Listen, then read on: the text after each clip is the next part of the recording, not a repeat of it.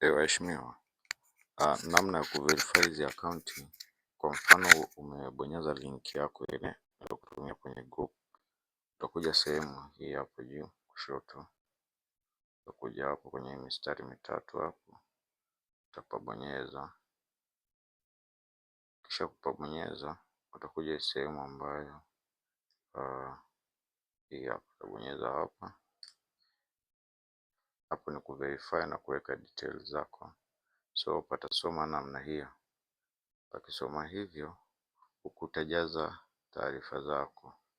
Watahitaji taarifa zako huku pote, huku utahitaji taarifa zako. So ukishajaza hivyo,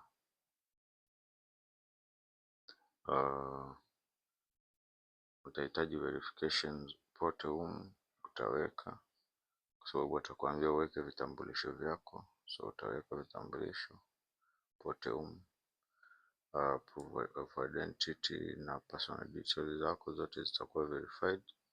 Then account yako uhakikishe inakuwa hivi. Account yako uhakikishe inakuwa hivi, inasoma